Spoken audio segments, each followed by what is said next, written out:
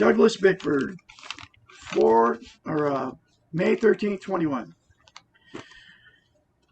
Why am I on YouTube teaching self-esteem, self-love? Because 3.5 years ago, 4 years now, I got in a toxic marriage, my fourth one, and I didn't know it then, but I didn't have self-esteem, self-love, because as a baby, when I was born, I was molested as a child. It was so bad I can't remember it, by my father. All my brothers and sisters, or one brother and 4 sisters were, and I'm the youngest of the bunch. Okay, I'm the only one that ever got any kind of help for any of that. All the whole dysfunctional unit, I can't communicate with any of them because of it. So all of us have lived. I'm 65, so all of us have lived without self-esteem, self-love for our whole lives. And I'm the youngest, so that means I got older ones. They're all older than me. Anyway, so November 2nd, 20, I left the toxic relationship because there was something wrong. I mean, we were fighting all the time, and it was like I didn't know what I didn't know, have no idea what it was. I just knew it was another failed relationship. I've been relationship jumping for years because of my no self-esteem, right? Because you can't love and you can't be loved without self-esteem. So she was in the same boat as me. I have changed, okay? Because if you jump into another relationship, right, they call it relationship jumping, right? If you jump in another one without getting self-esteem, the same thing will happen in that relationship, guaranteed, because you attract exactly what you are. You'll attract somebody unhealthy because you're unhealthy, because you don't have any self-love, self-esteem. Now, I can admit it, but I had no idea why this even happened until about 4 months ago.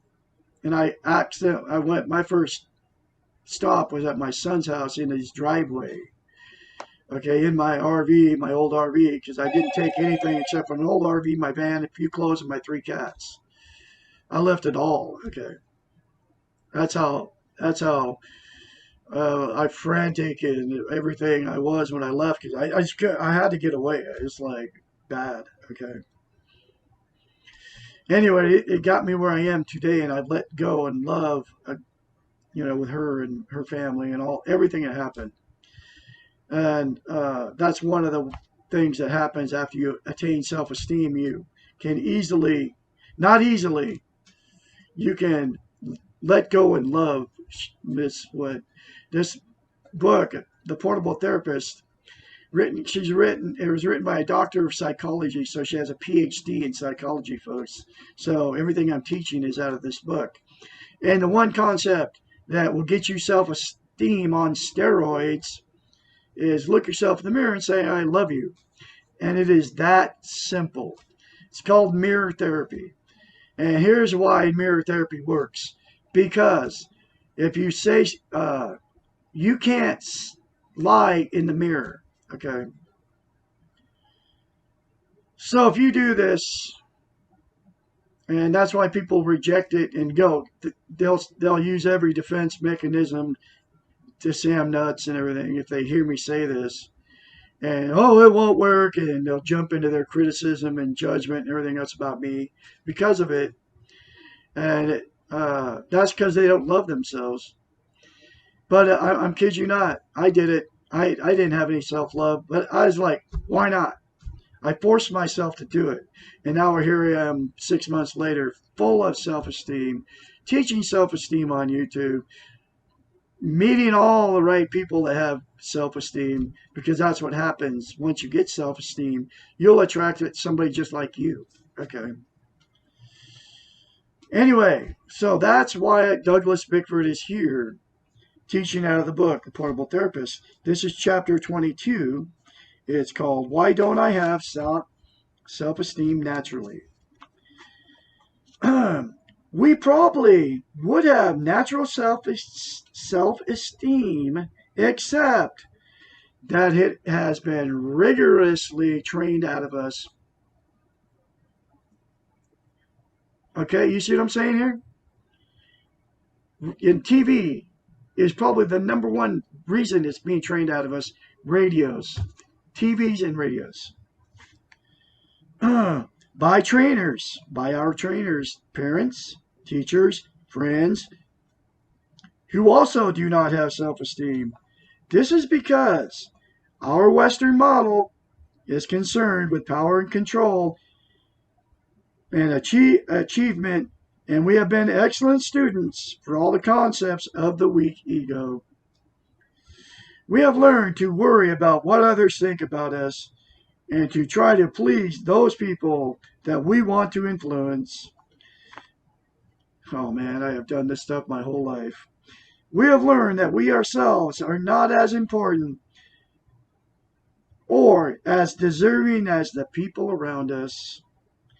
Also, we have been taught that if we love others unselfishly, we will know automatically what they need, and that loving others means taking care of their needs. They supposedly will be doing the same thing so that our needs will also be met, that those that love us.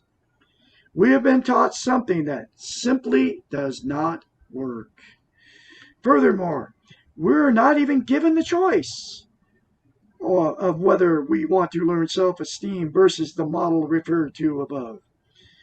At a very early age, we are taught that loving ourselves is selfish and would lead to being conceited and narcissistic, and that no one else will want to be around us.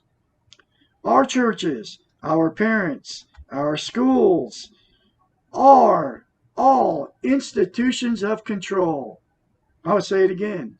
Our churches, whatever church you go to, our parents, our schools are institutions of control, and control over us, exclamation point. All institutions need to have people who believe in them and will follow the rules.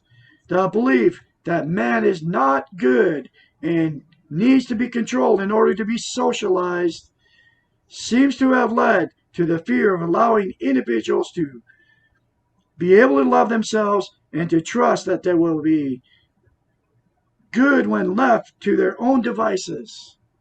This is what has happened to us, folks. It's not even our fault. And it comes from the television. All your favorites out there. Sean Hannity, Rachel Maddow, Tucker Carlson. This is where it's coming from, folks. You gotta turn your televisions off, get the book, The Portable Therapist, and read this thing. It's amazing, okay? The Western model, by training us in the weak ego, is a persuasive one in that it seems to offer a manner of being able to control our feelings and behaviors of others by taking care of them and loving them more than we love ourselves. This is just not the case.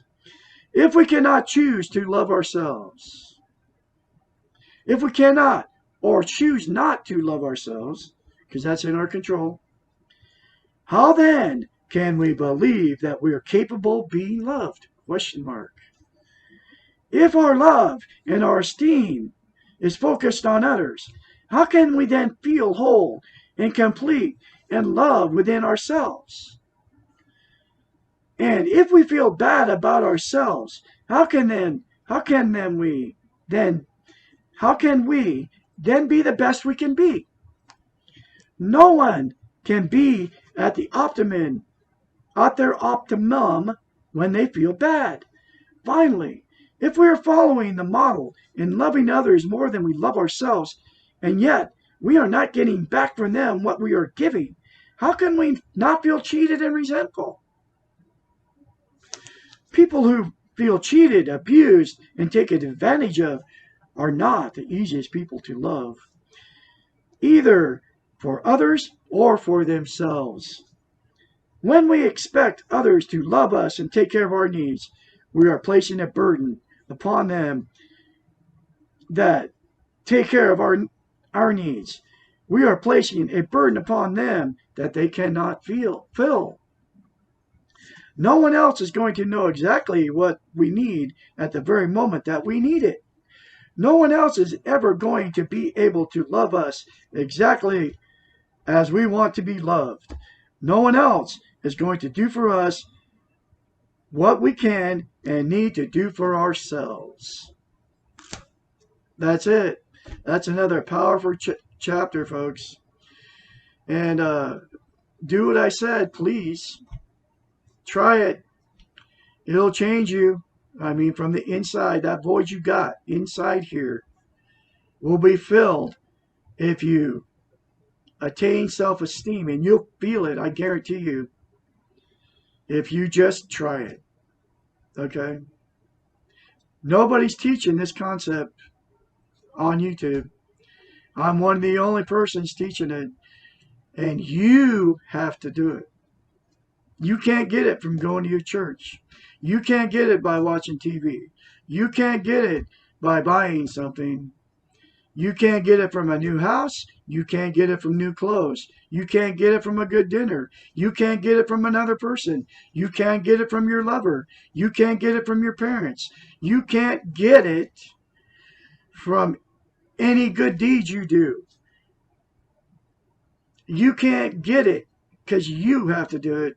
And it's a very simple process. Do what I say and then you'll get it. You'll feel it. I guarantee you. I felt it within like 2 or 3 days. You all have a great day out there. And Douglas Bickford will have more later for you.